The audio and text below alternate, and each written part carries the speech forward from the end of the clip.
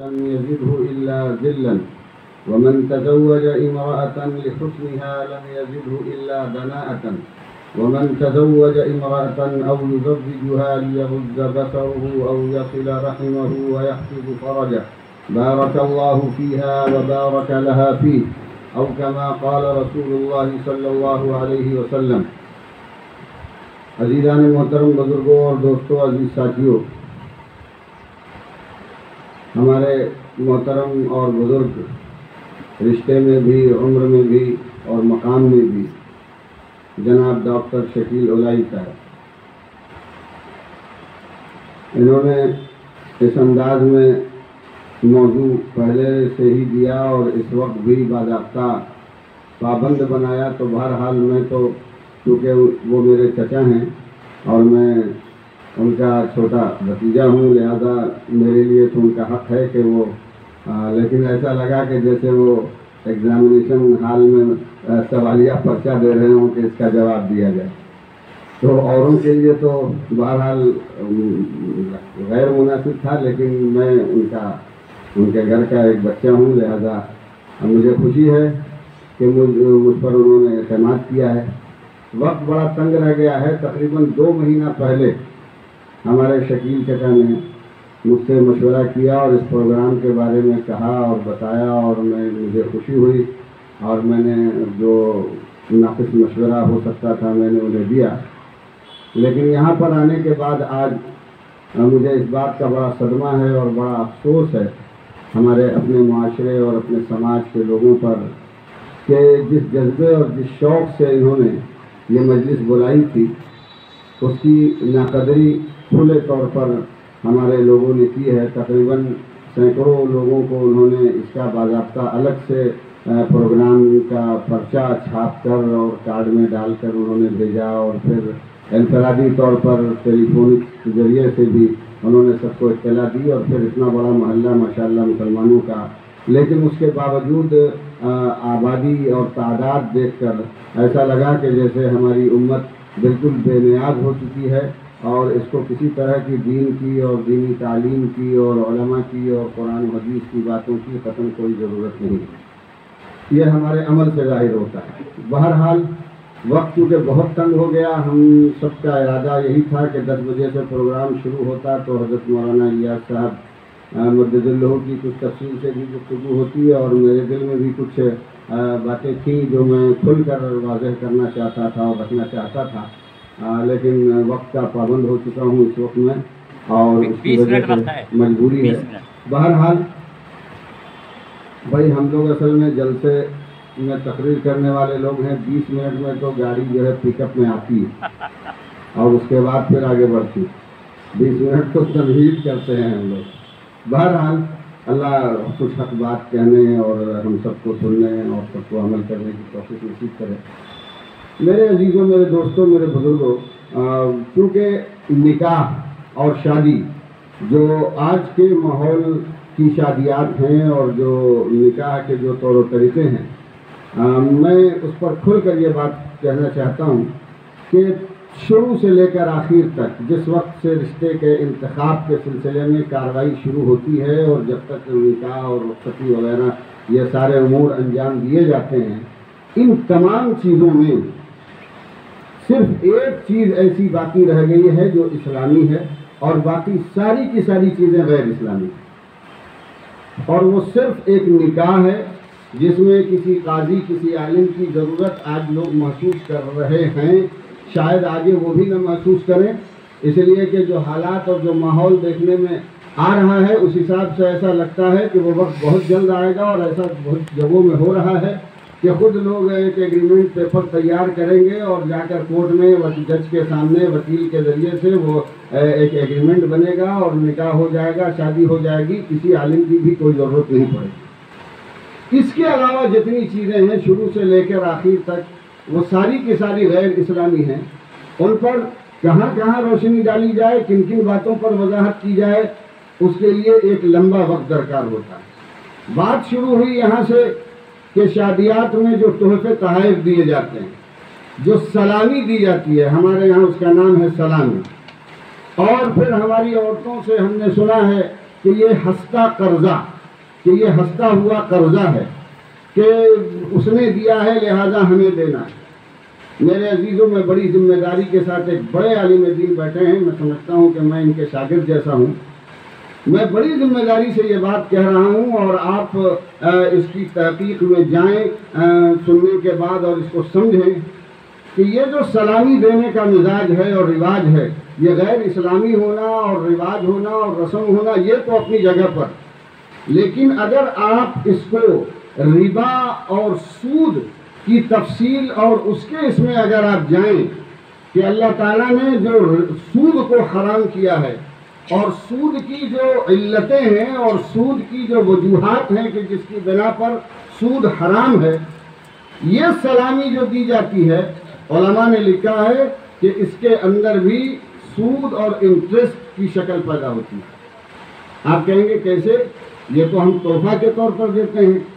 چونکہ ربا اور سود کی جو وجہ ہے وہ یہ ہے، اور اصل جو اس کی بنیاد ہے وہ ایک جنس کا تبادلہ دوسرے اسی جنس سے کمی اور زیادتی کے ساتھ کرنا۔ چونکہ ہم بینک میں یا کسی کو قرض دیتے ہیں یا کسی سے قرض لیتے ہیں تو روپیہ لیتے ہیں، 1000 روپیہ ہم نے قرضہ لیا تو اس کے 1200 روپے ہمیں ادا کرنے ہوتے ہیں۔ بینک میں ہم نے 50,000 جمع کیا تو ہمیں 55,000 روپیہ ود انٹرسٹ واپس ملتا ہے۔ تو چونکہ ایک ہی جنس کو اسی جنس کے ساتھ تبادلہ کرنا کمی زیادتی کے ساتھ، یہی اصل سود ہے اور ربا ہے اور یہی حرام ہے، اور قرآن کریم نے اس کی جو قباحت بیان کی ہے اور اس کی جو برائی بیان کی ہے، جس کے بارے میں ہماری روح کانپ جائے، اور جس کے بارے میں اللہ کے نبی صلی اللہ علیہ وسلم نے سود کی کا جو گناہ ہے اور سود کی برائی، اور اس فرمایا کہ سود کے 70 درجے ہیں، سود کا 70 حصہ کیا جائے، اس کا کم سے کم ترین درجہ اور کم سے کم جو گناہ ہو سکتا ہے سود کا 70واں حصہ وہ یہ کہ نعوذ باللہ کوئی اپنی ماں کے ساتھ زنا کرے۔ یہ میری بات نہیں ہے، کسی مولوی کی بات نہیں ہے، یہ اللہ کے نبی محمد عربی صلی اللہ علیہ وسلم نے فرمایا۔ اتنا بڑا گناہ سود کا ہے، اور ہم جو سلامی دیتے ہیں، ہماری بیٹی کی شادی میں، ہمارے بیٹے کی شادی میں فلاں نے 151 روپیہ دیا تھا، لہذا یہ ہستہ قرضہ اسے لوٹانا ہے، تو اب 151 نہیں بلکہ 201 روپیہ ہمارے لفافے میں ہونا چاہیے، تب یہ لگے گا کہ ہاں واقعی ہم نے صحیح حق ادا کیا۔ میرے عزیزوں، میرے دوستوں، میرے بزرگوں، اگر اس سوچ پر کہ یہ وہ قرض ہے، اگر یہ سوچ نہیں ہوتی تو شاید یہ ربا نہیں ہوتا۔ اگر صرف ایک رواج ہوتا یا ایک غیر اسلامی طریقہ ہوتا تو اس پر شاید چلتا صرف برائی ہوتی، لیکن یہ کہنا ہے ہمارے گھرانے کی عورتوں کا، اور ہم نے سنا اور وہ کہتی ہیں کہ چونکہ یہ ایک قرض ہے اور پہلے شادی ہم دوسروں کی شادی میں لفافے دے کر اور تحفے دے کر قرض لگاتے ہیں، کل جب ہمارے یہاں شادیات ہوگی وہ قرضہ واپس آئے گا، تو اب 100 روپیہ دے کر 151 روپے کا وصول کرنا، وہ 51 روپیہ جو ہے وہ سود کی شکل میں، انٹرسٹ کی شکل میں اور ربا کی شکل میں ہمارے پاس آیا۔ میں نے عرض کر دیا کہ میں بڑی ذمہ داری کے ساتھ یہ بات عرض کر رہا ہوں، اس پر آپ تحقیقات کرتے رہیں اور اس پر آپ تبادلہ خیال کریں، لیکن میرے عزیزوں، میرے دوستوں، میرے بزرگوں، اگر اس کی گہرائی میں جائیں گے اور غور کریں گے تو یہ اتنی بری چیز ہمارے سماج اور ہمارے معاشرے میں آئی ہے کہ جس کا کوئی اندازہ نہیں لگایا جا سکتا۔ بہرحال اللہ تبارک و تعالیٰ اس برائی سے ہم سب کی حفاظت فرمائے۔ میرے عزیزوں، میرے دوستوں، میرے بزرگوں، دوسری چیز نکاح کو آسان کرنا۔ اللہ کے نبی صلی اللہ علیہ وسلم نے، کیونکہ وقت بھی نہیں ہے اور ہمارے حضرات نے بہت ساری باتیں وضاحت کر دی، حضرت فاطمہ رضی اللہ تعالیٰ عنہ کا نکاح ہوا، کتنے آسان طریقے پر اور کس سادگی کے ساتھ اللہ کے نبی صلی اللہ علیہ وسلم نے نکاح پڑھایا، اور نکاح پڑھا کر خود بیٹی کا ہاتھ پکڑ کر اور اس حضرت علی رضی اللہ تعالیٰ عنہ کے دروازے پر گھر پہ جا کر ان کے حوالے کیا اور پہنچا دیا حضرت فاطمہ کو کہ یہ تمہاری امانت، یہ تمہاری بیوی، اسے تم سنبھالو۔ میرے عزیزوں، میرے دوستوں، میرے بزرگوں، تو اللہ کے نبی صلی اللہ علیہ وسلم نے یہ آسان طریقہ سکھایا، اور پھر فرمایا، حدیث پڑھی حضرت مولانا نے، اعظم النکاح برکتن ایسرہ معونتن، سب سے زیادہ برکت والا، سب سے زیادہ عافیت والا نکاح وہ ہے کہ جس کے اندر کم سے کم خرچ کیا جائے۔ جتنا کم خرچ جس نکاح کے اندر ہوگا وہ سب سے زیادہ برکت والا نکاح ہوگا۔ تو پتہ یہ چلا کہ ان چیزوں کے علاوہ بھی جو فضولیات میں اخراجات کیے جاتے ہیں، جو دعوتیں دی جاتی ہیں، بیٹیوں کی شادی میں دعوت دینے کا ثبوت کسی حدیث سے اور کہیں قرآن سے نہیں ملتا، اور کسی اکابر علماء نے اور بزرگان دین نے کبھی اپنی بچیوں کی نکاح میں کبھی کسی کو دعوت نہیں دی، بلکہ بعض جو سخت علماء ہیں وہ اسے ناجائز کہتے ہیں کہ بیٹی کے نکاح کی دعوت میں جانا صحیح نہیں ہے، اس لیے کہ اسلام میں صرف ولیمہ ہے۔ اللہ کے نبی صلی اللہ علیہ وسلم نے ولیمے کی تاکید فرمائی، لہذا اگر ہم ان چیزوں کو چھوڑ بھی دیں، لیکن اگر اور فضول خرچ کریں، ضرورت سے زیادہ لوگوں کو دعوتیں دیں، ضرورت سے زیادہ سجانے میں اور ان دوسرے طرح کے لوازمات میں اگر ہم اخراجات کرتے ہیں تو جتنا زیادہ ہم خرچ کریں گے اتنا زیادہ ہم اپنی بیٹی کے نکاح سے برکت کو چھین رہے ہیں۔ میرے عزیزوں، میرے دوستو، نکاح کا اصل، نکاح کی جو جگہ ہے وہ مسجدیں ہیں۔ اللہ کے نبی نے فرمایا، اعلنوا ھذا النکاح واجعلوہ فی المساجد، نکاح کا اعلان کرو اور اسے مسجد میں ادا کرو۔ میں عرض کیا کرتا ہوں کہ مسجد میں نکاح کر، چونکہ بہت جلدی میں بات دو چار رکھنا چاہ رہا ہوں، تو مسجد میں نکاح کرنے کے جو فوائد ہیں ان میں ایک بڑا فائدہ تو یہ ہے کہ مسجد اللہ کا گھر ہے، اور مسجد کے اندر کوئی بھی مسلمان، ادنا سے ادنا، برے سے برا مسلمان بھی کبھی ناپاکی کی حالت میں مسجد میں داخل نہیں ہوتا۔ پاک صاف مسلمان، اکثر و بیشتر باوضو مسلمان اللہ کے گھر میں مسجد میں داخل ہوتے ہیں، اور اسی طرح اللہ کی نورانی مخلوق فرشتے اس مسجد میں اللہ کے گھر میں ہوتے ہیں۔ اللہ کے دوسری مخلوق جو جن ہیں، وہ جو دیندار اور پرہیزگار ہیں، وہ مسجدوں میں عبادت کرنے والے ہوتے ہیں۔ مسجدوں میں نکاح ہونے کی وجہ سے سارے مسلمان باوضو، پاک صاف مسلمان اور فرشتوں کی جماعت اور نیک جناتوں کی جماعت، یہ سارے کے سارے لوگ مسجدوں میں ہوتے ہیں، اور اس وقت جب نکاح کے بعد بچی اور بچے اور جوڑے کی سلامتی کے لیے اور ان کی خیر و برکت کے لیے دعا ہوتی ہے تو اس میں آمین جہاں ایک طرف نمازی اور پرہیزگار مسلمان کہتے ہیں، وہی اللہ کے فرشتے بھی آمین کہتے ہیں، اللہ کے نیک جن بندے بھی آمین کہتے ہیں، اور یقیناً جس دعا پر نیک لوگوں کی آمین شامل ہو جائے، جس دعا میں فرشتوں کی آمین شامل ہو جائے، اس نکاح میں اس دعا کی قبولیت سے اور اس نکاح میں برکت کے داخل ہونے سے کوئی چیز حائل نہیں ہو سکتی اور مانے نہیں ہو سکتی۔ لہذا میرے عزیزوں، میرے دوستو، اور دوسری طرف جہاں ہم میرج ہال کے اندر چوک چوراہوں پر، چوپالوں پر اور اپنے گھروں میں نکاح کرتے ہیں، وہاں کس طرح کے لوگ ہمارے اسٹیج پر ہوتے ہیں۔ میں تو کہتا ہوں اکثر و بیشتر ایسے ہی لوگ ٹوپی لگا کر پہنچتے ہیں جو کبھی ایک وقت کی، جن کو نماز کی بھی توفیق نہیں ہوئی، وہی لوگ نوشے کے آگے پیچھے زیادہ رہتے ہیں، وہی لوگ اس مجلس میں بیٹھتے ہیں۔ بیچارے دیندار لوگ، سیدھے سادے لوگ تو پیچھے بیٹھے ہوئے ہوتے ہیں، لیکن نوشے کے آس پاس اسی طرح کے لوگ ہوتے ہیں کہ جنہوں نے شاید برسوں میں آج ٹوپی سر پر رکھی ہوگی، وہ بھی دو پلیا جو مفت کی ملی ہے بٹی ہے اسٹیج پر، وہ ٹوپی پہن کر وہ بیٹھتے ہیں اور ان کی دعا ہوتی ہے۔ اب وہ دعا میں کی کیا قبولیت ہے اور کتنی زیادہ قبول ہو سکتی ہے، اس میں آج کل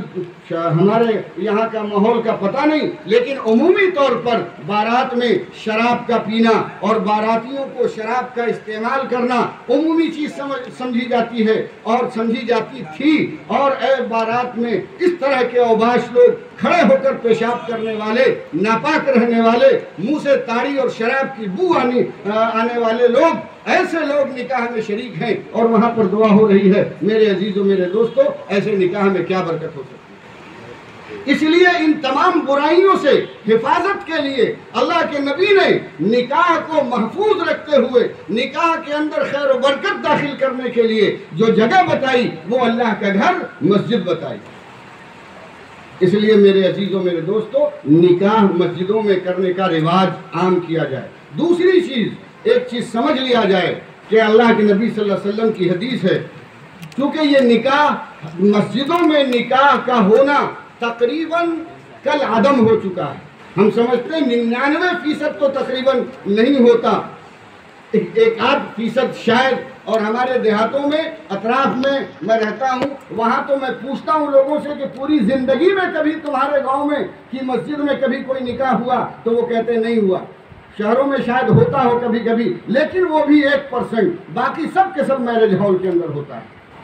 تو یہ جو مسجدوں کے اندر نکاح کا نہیں ہونا اور اللہ کے نبی صلی اللہ علیہ وسلم کی ایک محبوب ترین سنت کا مٹ جانا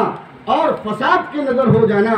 یہ ہمارے لیے اللہ کے عذاب کے اترنے کا ذریعہ ہے۔ اور اللہ کے نبی صلی اللہ علیہ وسلم نے خوشخبری دی ہے ایسے لوگوں کو کہ جو پیارے آقا صلی اللہ علیہ وسلم کی کسی ایسی سنت کو زندہ کرتے ہیں، جو کسی ایسی سنت پر عمل کرتے ہیں کہ جو لوگوں میں سے نکل گئی ہو، لوگوں نے اس پر عمل کرنا چھوڑ دیا ہو، اللہ کے نبی نے فرمایا من تمسک بسنتی عند فساد امتی فلہ اجر 100 شہید۔ جو شخص میری کسی ایسی سنت پر عمل کرے، کسی ایسی سنت کو زندہ کرے، جو شخص میرے کسی ایسے طریقے کو لوگوں کے سامنے لائے کہ جو لوگوں کے درمیان سے نکل چکا ہو، جو طریقہ، جو سنت لوگوں کے درمیان فساد کی نظر ہو گئی ہو، اللہ کے نبی نے فرمایا فلہ اجر، اس کا جو اجر ہے اور اس کا جو صلہ ہے اللہ کے نزدیک وہ 100 شہیدوں کے برابر ہے۔ اللہ تعالیٰ اس کل مرنے کے بعد اسے 100 شہیدوں کے برابر ثواب عطا فرمائے۔ میرے عزیزوں میرے دوستوں کتنا بڑا مقام ہے۔ لہذا میں گارجینوں کو بھی کہا کرتا ہوں اور بالخصوص نوجوانوں کو کہا کرتا ہوں کہ آپ ساری فرمائشیں قبول کر لیجئے، سب کچھ ان کی مان لیجئے، ایک فرمائش، ایک ڈیمانڈ اپنی طرف سے رکھیے کہ آپ جس طرح سے بھی آئیں اور جو کچھ بھی کریں سب ٹھیک ہے، لیکن ہماری بچی کا نکاح مسجد میں ہوگا۔ اب ایک بیگ ساری چیزیں ختم نہیں ہو سکتی، لہذا میرج ہال بھی بک ہوگا، شامیانے بھی لگیں گے، کمکمے بھی لگیں گے، ساری چیزیں ہوں گی، یہ صحیح نہیں ہے، لیکن ایک بیگ سب کو اگر کہا جائے تو کچھ نہیں ہو پائے گا۔ اس لیے میں کہتا ہوں اگر آپ کو بہت شوق ہے اور بہت اللہ نے پیسہ دیا ہے، گیا شہر کے بہت بڑے رئیس سمجھے جاتے ہیں آپ، تو ٹھیک ہے آپ بہت بڑا میرج ہال بک کرا لیجئے، خوب کھانے پینے کا انتظام کیجئے، پورے شہر کو سجا دیجئے، لیکن سب کچھ کرنے کے بعد اپنے مہمانوں کی خوب ضیافت کیجئے، ایئر کنڈیشن کمروں میں انہیں آرام کروائیے، لیکن جب نکاح کا وقت ہو تو ان سے کہیے کہ نکاح کا وقت ہوا، چلے محلے کی مسجد میں اور وہاں چل کر بچی کا نکاح کرنا۔ میں نہیں سمجھتا کہ کسی مسلمان کے آگے اگر یہ فرمائش رکھی جائے تو بحیثیت مسلمان اس فرمائش کو سے وہ انکار کرے گا اور اس کو ماننے سے انکار کرے گا۔ میرے عزیزوں میرے دوستوں میرے بزرگوں، تو بہرحال یہ مسئلہ ہوا۔ تیسرے نمبر کی چیز دین مہر، یہ بھی ایک بہت اہم مسئلہ ہے۔ دین مہر آج ہمارے سماج میں اور معاشرے میں دین مہر ایک رجسٹر میں صرف لکھنے کی چیز بن کر رہ گئی۔ کوئی 70 سال کا بوڑھا ہے، اس سے پوچھئے کہ چچا جان آپ نے اپنی اہلیہ محترمہ کا، ہماری چچی جان کا مہر ادا کر دیا؟ تو کہتے ہیں ہمیں تو بابو یاد بھی نہیں ہے کہ کتنا مہر تھا کہ کیا ہوا، ان کو یاد تک نہیں ہے۔ قرآن کہتا ہے، مولانا موجود ہیں، وَآتُوا النِّسَاءَ صَدُقَاتِهِنَّ نِحْلَةً فَإِن طِبْنَ لَكُمْ عَنْ شَيْءٍ مِّنْهُ نَفْسًا فَكُلُوهُ هَنِيًّا مَرِيًّا۔ یہ کوئی حدیث کا معاملہ بھی نہیں کہ کسی میں کوئی صحیح اور ضعیف اور حسن اور غیر حسن ہونے کی بات کر دے۔ آیت قرآن ہے، نص قطعی ہے، اللہ کا حکم ہے۔ اللہ کہتے ہیں کہ جب بھی تم کسی عورت کو اپنے نکاح میں داخل کرو، جب بھی کسی سے تم نکاح کرو تو اس کا مہر خوش دلی کے ساتھ، خوش طبعی کے ساتھ ادا کر کے اسے اپنے نکاح میں داخل کرو۔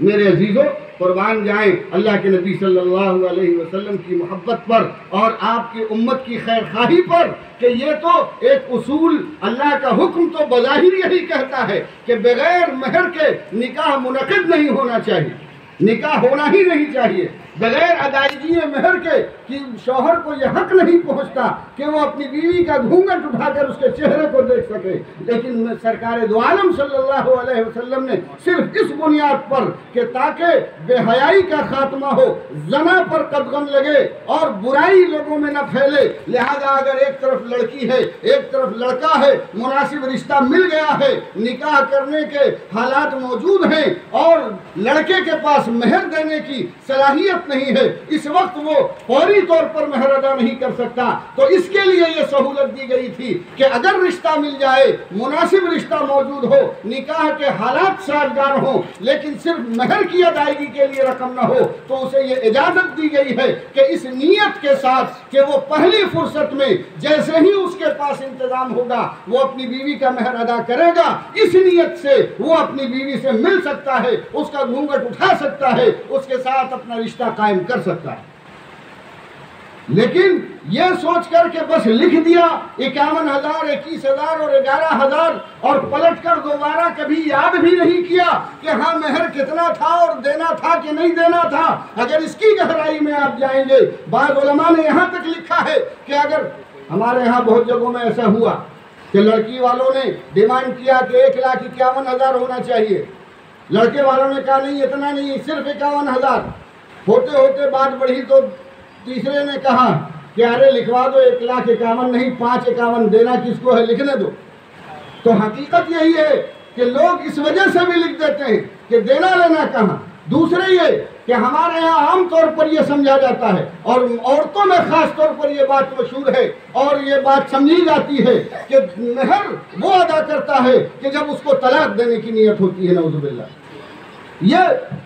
عام طور پر اگر کوئی شوہر اپنی بیوی کو مہر دینا چاہے اور دینے لگے تو عورت کو یہ لگتا ہے کہ ضرور اس کی نیت خراب ہو رہی ہے۔ ایک واقعہ حضرت مولانا نوازش علی صاحب رحمۃ اللہ علیہ فیض آباد کے رہنے والے تھے، انہوں نے اپنا ایک واقعہ سنایا کہ ایک حاجی صاحب حج کرنے جا رہے ہیں، وہ ہمارے پاس آئے کہ حضور حج کرنے جا رہا ہوں، بتائیے کیا کیا کرنا ہے۔ مولانا نے کہا کہ انہیں بتا دیا کہ بھائی جن لوگوں سے کچھ بھی کہا سنی ہے سب سے معافی تلافی کرو، کسی سے لین دین ہے وہ قرضہ ادا کرو، یہ سارے معاملات صاف کر کے جاؤ تب حج صحیح ہوگا۔ حاجی صاحب گئے اور سب کچھ کر کرا کے پھر آئے اور کہنے لگے حضرت سب سے مل ملا لیا، جو کچھ لین دین تھا سب پورا کر لیا، اب تو میں جا سکتا ہوں، ٹھیک ہے۔ مولانا نے کہا کہ بیوی کا مہر ادا کیا؟ کہنے لگے ہیں وہ بھی قرضہ ہے، بالکل قرضہ ہے، بلکہ اس قرضے سے زیادہ گہرا قرضہ ہے، اس لیے تم پہلے جا کر بیوی کا مہر ادا کر کے آؤ۔ اب بڑے میاں 75 سال کی عمر کے حاجی صاحب تھے، اب وہ نوٹ کی گڈی لے کر گھر پہنچے، آواز دیا پوتے پوتی آئے ذرا دادی کو بلاؤ۔ اب دادی صاحبہ آ کر بیٹھی، کہنے لگی کیا بات ہے، آج بڑے اہتمام کے ساتھ آپ نے ہمیں یاد کیا اور بلایا، بچوں کی بھیڑ میں تو ہمیں بھولے رہتے ہیں۔ حاجی صاحب نے نوٹ کی گڈی نکالی اور آگے ان کے رکھا کہ یہ آپ کا مہر ہے، محترمہ اسے قبول کیجیے۔ اب یہ جو گڈی رکھی اور کہا کہ مہر ہے، اب اسی وقت بوڑھیوں نے رونا اور دھونا اور ہنگامہ مچانا شروع کیا۔ اتنا ہنگامہ مچایا کہ پورا گھر نہیں پورا محلہ اکٹھا ہو گیا، بیٹیاں بیٹے بہویں سارے جمع ہو گئے اور وہ بڑھیا یہی کہتی تھی ہائے ہائے اس بڈھے کا ناس ہو، بڑھاپے میں 70 سال کی عمر میں یہ نیت خراب کر رہا ہے، اس عمر میں اب ہم کو چھوڑ کر دوسرا نکاح کرنے جا رہا ہے، یہ میرا مہر ادا کر رہا ہے، دیکھو بچوں دیکھو بیٹیوں دیکھو۔ پورا محلہ اکٹھا ہو گیا۔ اب حاجی صاحب کہتے ہیں کہ ان کے تو رونگٹے کھڑے ہیں، ان کو تو کاٹو اور خون نہ نکلے، ان کی حالت یہ بنی، کسی طرح موقع دیکھ کر پیچھے دروازے سے بھاگے اور پھر مولانا کے پاس آئے اور مولانا کو کہا کہ حضرت یہ کیا وبال پیدا کر دیا آپ نے، میرے بڑھاپے میں جو ہے میری حالت خراب کروا دی۔ تب حضرت مولانا نے فرمایا کہ میں گیا دروازے پہ کھڑے ہو کر پھر مہر کے بارے میں تقریر کی اور بتایا آج مہر کی ادائیگی میں عورتوں کا بہت بڑا دخل ہے۔ دو چیزیں، ایک دختری حصہ لینے کے معاملے میں اور دوسرا مہر لینے کے معاملے میں۔ وقت ہوتا تو میں تفصیل سے آپ کے سامنے رکھتا۔ یہ عورتیں بہت بڑے فتنے باز ہیں۔ اسلام نے یہ کہا ہے عورت کو کہ وہ اپنے مہر کو مطالبے کے ساتھ وصول کرے، اور یہی دختری کے معاملے میں ہے کہ اگر باپ کا انتقال ہو گیا، بھائیوں کے پاس اس کے باپ کی جائیداد ہے، تو اس بیٹی کو یہ حق پہنچتا ہے کہ وہ کھڑی ہو کر لا کر، اور اگر لڑنے سے نہیں تو عدالت اور قاضی کے پاس جا کر وہ اپنا حق وصول کرے، لیکن وہ اپنا حق لے لے۔ لیکن ایک طرف کہتی ہیں بھائیوں کا معاملہ ہے، کیسے لے لیں، کیسے یہ میرا ختم ہو جائے گا، اور دوسری طرف جب پیسے کی بات آتی ہے تو کہتی ہے مل جاتا تو کتنا اچھا ہوتا۔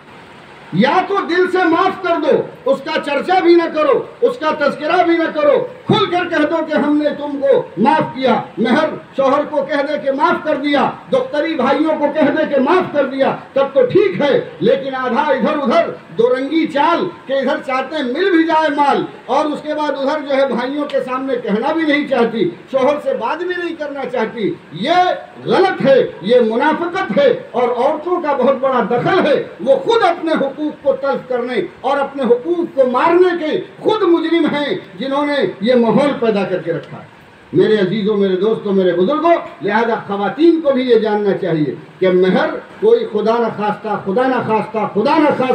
کوئی طلاق کی چیز نہیں ہے۔ ہمارے معاشرے میں یہ بنایا گیا کہ اگر طلاق ہو گئی تو اب ڈیمانڈ کیا جاتا ہے کہ اتنا مہر اور اتنا 4 مہینے کا نان نفقہ اور اتنا فلاں یہ ساری چیزیں ملا کر اتنا لاکھ روپے آپ دیجئے، اور نہیں تو آپ کے اوپر کیس کریں گے۔ میرے عزیزوں، میرے دوستوں، میرے بزرگوں، بہرحال تو مہر کی ادائیگی کا بھی یہی معاملہ، اور اللہ کے نبی صلی اللہ علیہ وسلم نے جو حضرت علی رضی اللہ تعالیٰ عنہ کا نکاح حضرت فاطمہ سے کیا تھا تو سب سے پہلا سوال یہی کیا تھا۔ ساز و سامان کی بات تو بات کی ہے، پہلے یہی کہا تھا کہ تمہارے پاس مہر دینے کے لیے کچھ ہے؟ آپ نے کہا نہیں ہے۔ تب فرمایا کہ اپنا زرہ بیچو اور اس کو لا کر اس سے مہر ادا کرو، اور وہی 300 ساڑھے 32 تولہ چاندی، جو اللہ کے 100 ساڑھے 32 تولہ چاندی جو حضرت فاطمہ کا مہر، جو مہر فاطمی کہلاتا ہے، وہ اسی زرہ کی قیمت ملی تھی، اور اس میں سے جو کچھ رقم بچی تھی اس سے کچھ سامان اللہ کے نبی نے خریدوایا، چکی خریدوایا، تکیہ خریدوایا، اور جو کچھ بھی سامان تھا، اور وہ اس کے ساتھ حضرت فاطمہ کو ان کے گھر رخصت کیا۔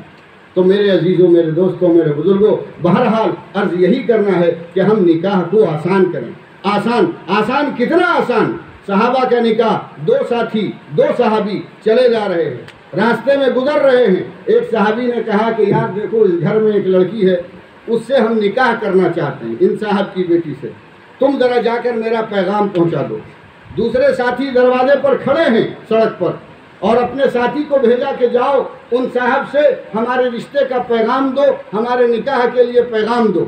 وہ گئے اور کہنے لگے کہ آپ کی بچی سے ہمارے ایک ساتھی ہیں، وہ نکاح کرنا چاہتے ہیں۔ باپ نے کہا کہ نہیں، وہ تو ہمیں پسند نہیں ہے،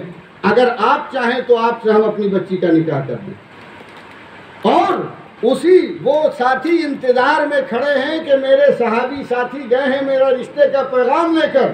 اور وہاں لڑکی کے باپ نے یہ کہا کہ وہ لڑکا تو ہمیں پسند نہیں ہے، تم اگر چاہو تو تم سے میں اپنی بیٹی کا نکاح کر دوں۔ یہ تیار ہو گئے، اور اسی وقت وہاں پر 2 گواہوں کے درمیان نکاح ہوا، اور گھر سے اپنی بیوی کا ہاتھ پکڑے نکل رہے ہیں، وہ منہ دیکھ رہے ہیں، کہنے لگے کہ ارے کیا ہوا؟ کہنے لگے تم کو تو قبول نہیں کیا، ان کے باپ نے کہا کہ تم کرنا چاہو تو کر لو، لہذا میں نے نکاح کیا۔ انہوں نے پیٹ ٹھوکا اور کہا کہ ماشاءاللہ، تمہارے مقدر کی چیز تھی، تمہارے مقدر میں اللہ نے اس خاتون کو لکھا تھا، لیکن میں زبردستی میں نے پیغام بھیجا تھا، اللہ قبول فرما لے، دعا دیا۔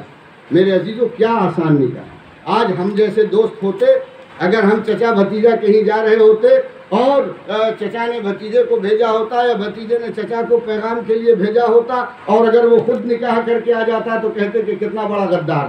کتنی بڑی حماقت کیا، کتنا بڑا دھوکے باز ہے یہ شخص کہ اس نے جو ہے پیٹھ پیچھے چھری چلا دیا، جہاں اس کو پیغام دینے بھیجا تھا خود نکاح کر کے چلا ہے۔ میرے عزیزوں، میرے دوستوں، میرے بزرگوں، تو نکاح اللہ کے نبی صلی اللہ علیہ وسلم نے آسان سے آسان بنایا ہے، اس کے اندر کوئی مسئلہ ہی نہیں، اور لڑکی والوں کا تو ایک پائی کا خرچہ نہیں۔ لڑکی والوں کا کہیں پر سے یہ زیورات کپڑوں کی جو بات آئی، یہ تو آپ اپنے طور پر گھر بھی رکھیں، اللہ کے نبی کی فضیلت ہے، اللہ کے نبی نے اس باپ کو اجر و ثواب کا مستحق بنایا ہے کہ جو اپنی بیٹی کی پرورش کرے، اس کو اچھا کھلائے، اچھا پہنائے، اچھا سب کچھ دے، اس کے لیے فضیلت ہے۔ لیکن یہ نہیں کہ صرف شادی کے وقت اس کے لیے انتظام کرے، شادی کے وقت لڑکی کے باپ کے ذمے کسی طرح کا کوئی ایسی ذمہ داری نہیں ہے کہ وہ اپنی بیٹی کے لیے انتظام کرے۔ دوسری چیز ایک اور ضروری بات اب اذان ہونے والی ہے، ایک چیز اور ہمارے یہاں چل پڑی ہے کہ وہ ڈالا اور چنگیرا کیا کیا کہتے ہیں، وہ ڈالا جاتا ہے کئی نکاحوں میں، اس کی وجہ سے 12 بج جاتا ہے، 1 بج جاتا ہے نکاح ہونے میں، اور لوگ اس لفڑے میں۔ پہلی چیز یاد رکھیے کہ عام طور پر زیادہ تر لوگوں میں یہ مشہور ہے کہ جب کپڑا گیا تو لڑکا کی طرف سے لڑکی والوں کا کپڑا جاتا ہے اور لڑکی اس کو پہنتی ہے، اور نتھ اور نہ جانے کیا کیا چیزیں، اور پہنا کر پھر جو ہے اس کو نکاح پڑھایا جاتا ہے، اور لڑکی کی طرف سے لڑکے کا کپڑا آتا ہے اور پھر وہ اس کو پہنا کر، پہلے زمانے میں تو باضابطہ انڈر ویئر تک بھی لوگ چینج کروا دیتے تھے، لنگی پہن کر باضابطہ پاجامہ بدلا جا رہا ہے، پوری مجلس بیٹھی ہے اور وہاں پر لڑکا پاجامہ اتار رہا ہے، لنگی باندھ رہا ہے، خدا نخواستہ اگر لنگی سرکی تو کیا عالم ہوگا، لیکن شرم نہیں لوگوں کے اندر، یہ کرتے تھے۔ اب تو خیر وہ چیز نہیں رہی ہے، زیادہ تر دیکھتا ہوں کہ لوگ ٹوپی پہناتے ہیں، صحرا چینج کرتے ہیں، لیکن یہ بھی غلط ہے۔ اذان ہو جائے تو پھر اس بات کو کر کے 2-4 منٹ میں بات ختم کر دوں۔ تو یہ جو ہمارے سماج میں ایک طریقہ ہے کہ کپڑا لڑکی والوں کی طرف سے لڑکے کے لیے اور لڑکے والوں کی طرف سے لڑکی کے لیے جاتا ہے، اور پھر وہ نکاحی جوڑے کے نام پر الگ سے کپڑا جاتا ہے، اور اس نکاحی جوڑے کو لڑکی کو پہنایا جاتا ہے باضابطہ، اور پھر جو ہے اس کا نکاح ہوتا ہے، اس سے ایجاب کرایا جاتا ہے، قاضی جا کر، وکیل جا کر اس سے اجازت لیتا ہے، اور پھر یہاں آنے کے بعد جب تک کہ اسٹیج پر لڑکی والوں کی طرف سے آیا ہوا کچھ کپڑا نہ پہن لے، کم سے کم صحرا نہ باندھ لے اور ٹوپی نہ پہن لے، تو اس سے پہلے چاہے جتنی دیر ہو جائے لیکن نکاح نہیں ہوتا۔ میرے عزیزوں، میرے دوستو، اگر اس پر آپ غور کریں، ہمارے حضرت قاری فخر الدین صاحب رحمۃ اللہ علیہ، ہمارے شکیل صاحب کے بڑے ابا، اس خاندان سے ہمارے شکیل صاحب تعلق رکھتے ہیں، وہ ایک بڑی شخصیت اللہ والے حضرت شیخ الاسلام رحمۃ اللہ علیہ کے اجل خلفاء میں تھے حضرت قاری فخر الدین صاحب رحمۃ اللہ علیہ۔ میں نے بچپن میں ان کو دیکھا ہے اور ان کے کی صحبت کو پایا ہے، میں نے ہوش حواس میں تھا اور ساتھ میں بہت جگہ میں رہا ہوں۔ اس بات پر سختی کے ساتھ منع کیا کرتے تھے کہ لڑکی اپنے کپڑے میں نکاح پڑھے گی اور لڑکا اپنے کپڑے میں نکاح پڑھے گا۔ وہ بالکل اس کو ناجائز کہتے تھے کہ یہ ناجائز ہے، اس لیے کہ جب تک نکاح نہیں ہوا وہ کپڑا جو لڑکے والے لے کر آئے ہیں وہ ایک غیر محرم ہے، اس لڑکی کے لیے غیر محرم کا دیا ہوا تحفہ یا کپڑا پہننا ناجائز ہے، لہذا نکاح سے پہلے لڑکے والوں کی طرف سے لایا ہوا کپڑا لڑکی کے لیے پہننا بالکل غلط قرار دیا کرتے تھے۔ اور یہی چیز احادیث سے بھی ثابت ہوتا ہے اور پتہ چلتا ہے کہ جب تک رشتہ قائم نہ ہو جائے، جب تک نکاح منعقد نہ ہو جائے، جب تک وہ دونوں ایک میاں اور بیوی کے رشتے میں بن نہ جائیں، اس سے پہلے کسی طرح کا کپڑا لتا لڑکے کی طرف سے لڑکی کو پہن لینا یہ غیر شرعی ہے اور غیر انسانی اور غیر سماجی بھی ہے۔ اگر ہماری بیٹی کو کوئی دوسرا لڑکا محلے کا لا کر کپڑا دے اور گفٹ کہے کہ یہ تحفہ ہے، فوراً ہم کہیں گے کہ یہ غلط ہے، کہ کیوں غیر کا ہم اپنی بچی کو کپڑا پہنائیں۔ اسی طرح جب تک اس لڑکے سے نکاح نہیں ہوا ہے وہ غیر ہے، لہذا اس کا کپڑا نہیں پہنایا جا سکتا۔ میرے عزیزوں، میرے دوستوں، لیکن آج کا ماحول، ابھی میں پرسوں کوٹھی میں ایک نکاح میں پڑھانے کے لیے میں گیا، اب وہاں پر یہی کپڑا لانے لے جانے میں 12 بج گیا، 1 بج گیا۔ مسئلہ مشکل یہ ہو گیا ہے کہ آج ان لوازمات کے چکر میں جو اصل نکاح ہے، نکاح کو لوگوں نے ختم کر دیا۔ اب لوگ اتنا زیادہ وقت ختم کر دیتے ہیں کہ 12 بج گیا، 1 بج گیا، لوگوں کو بھوک لگی ہوئی ہے۔ اب جب مجھ جیسا مولوی نکاح پڑھانے کے لیے پہنچتا ہے تو میں ذرا اس معاملے میں بدنام ہوں کہ میں ذرا نکاح تفصیل سے پڑھایا کرتا ہوں، تو لوگ ہمارے کچھ بے تکلف تو باضابطہ کہتے ہیں مولانا صاحب ذرا مہربانی کر کے شارٹ کر دیجیے گا، اس لیے کہ بھوک لگی ہوئی ہے۔ تو میں کہتا ہوں کہ ساری چیزوں کے لیے آپ کے پاس وقت ہے، بم پٹاخہ پھوڑنے کے لیے، دروازہ لگانے کے لیے، ڈالا چنگیرا لانے لے جانے کے لیے وقت ہے، لیکن نکاح کے لیے آپ کے پاس وقت نہیں ہے۔ جتنا بے وقوف سے بے وقوف مولوی مختصر سے مختصر خطبہ پڑھ کے جلدی سے اپنی زبان میں کہ جو وہ خود سنے اور خود سمجھے وہ کہہ کے اور نکاح ختم کر دے، وہ سب سے زیادہ اچھا نکاح ہے۔ इसलिए मेरे अजीज़ों, मेरे दोस्तों, मैं कहा करता हूँ कि कुछ दिनों में ये होगा कि वो सिलसिला भी निकाह का ख़त्म हो जाएगा। लोग एग्रीमेंट पेपर पे सिग्नेचर करवा लिया करेंगे लड़का लड़की से और कहेंगे कि चलिए निकाह हो गया, मौलवियों का झमेला ही ख़त्म। मौलवियों की कोई ज़रूरत नहीं, खामखा जो 500 और 1000 रुपया निकाह पढ़ाई देना पड़ता है वो भी बचेगा, इसलिए कि बम पटाखे में 50,000 जाए चलेगा, गाड़ी में शामियाने में सजाने में लाखों रुपया चला जाए चलेगा, लेकिन मौलाना इलियास साहब अगर निकाह पढ़ाने आए तो उनके साथ कितना 1100 दे दें, 2100 दे दें, 600 दे दें, इसमें इतना ज़्यादा सोचते हैं कि लगे कि इनकी पूरी ज़मींदारी और पूरी इनकी विरासत चली जा रही है, इसमें इतना ज़्यादा सोचा जाता है। जबकि असल चीज़ निकाह है। जितने अल्लाह वाले से, बड़े आलिम दीन से, बुजुर्ग शख्सियत से, मुत्तकी और परहेजगार आलिम से निकाह कराया जाता है, उस निकाह में उतनी ही ज़्यादा खैर और बरकत होती है, लेकिन लोग इसकी तरफ तवज्जो नहीं करते। बहरहाल अजान भी हो चुकी और तफसीलात तो बहुत हैं और बहुत सी बातें हैं जो मैं ख़ास तौर पर इस प्रोग्राम में अपने चचा की मोहब्बत में यहाँ पर रखना चाहता था, लेकिन वक्त की तंगी की वजह से मैं इस पर सैराब नहीं हो सका। इंशाअल्लाह आइंदा उनके साहिबजादे का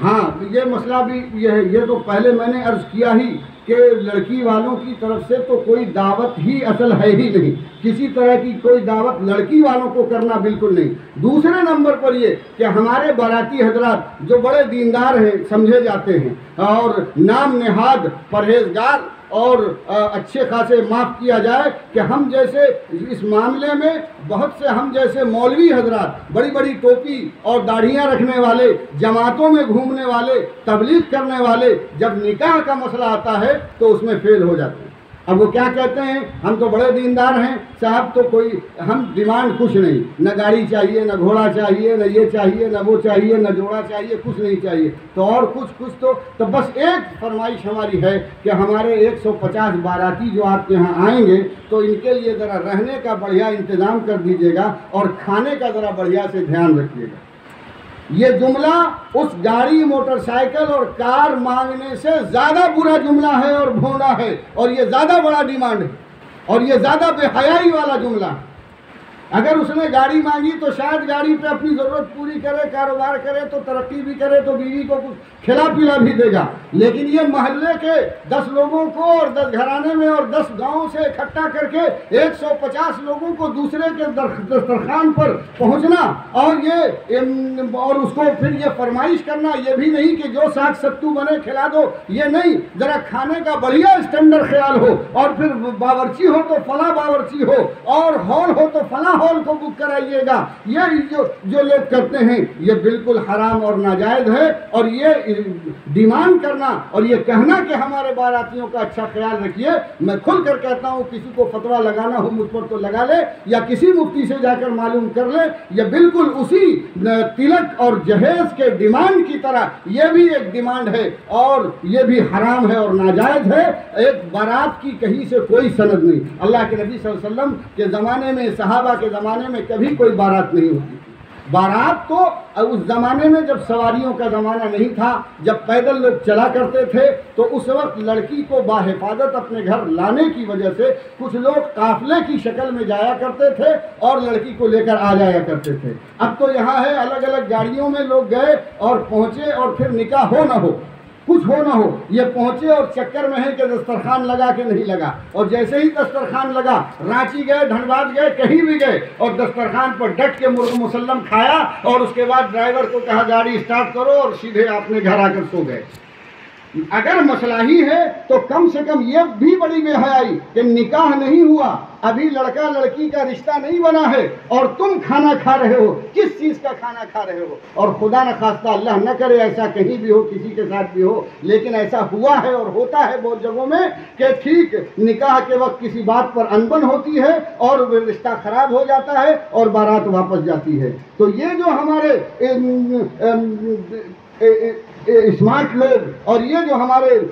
کھانا کھا کر مزے لے کر گھر میں آ کر سناٹا لے رہے ہیں، ان کو پتہ بھی نہیں ہے کہ وہاں بارات مار کھا کر واپس آ رہی ہے، لڑکا لڑکی بیچارے بھگائے جا رہے ہیں۔ تو اس لیے میرے عزیزوں، میرے دوستو، پہلی چیز یہ کہ بارات کا کوئی ثبوت کہیں سے قرآن و حدیث سے نہیں ہے۔ دوسری چیز یہ ہے کہ جب اگر چل ہی پڑی ہے یہ بات تو اگر ختم کیا جائے، اور جب تک چل رہا ہے تو کم سے کم اس میں فرمائش تو نہیں ہونی چاہیے۔ اپنی حیثیت کے اور استطاعت کے مطابق جو کچھ بھی لڑکی والا بیچارہ آپ کے سامنے پیش کر رہا ہے اسے قبول کیجئے اور اس کا شکریہ ادا کیجئے کہ مہمان آپ کے تھے اور ضیافت اس نے کی ہے۔ آپ کے مہمان تھے، آپ نے دعوت دیا تھا، ہم مہمان کی دعوت کریں اور مولانا الیاس کے ذمے مسجد میں لا کر چھوڑ دیں کہ مولانا یہ 10 مہمان ہیں ذرا کھلا دیجیے گا، اس سے بڑی بے شرمی کی بات نہیں ہے۔ ہم دعوت ہی کیوں کرتے ہیں؟ اللہ تعالی ہم سبوں کو کہنے سننے سے زیادہ عمل کی توفیق نصیب کرے۔ شاید کچھ کڑوی باتیں لگی ہوں کہیں بھی تو اس سے معذرت خواہ ہوں، لیکن بہرحال الحق مرن، حق بات اور اچھی بات جو ہوتی ہے وہ ذرا کڑوی ہوتی ہے۔ اللہ تعالی ہم سب کو عمل کرنے کی توفیق۔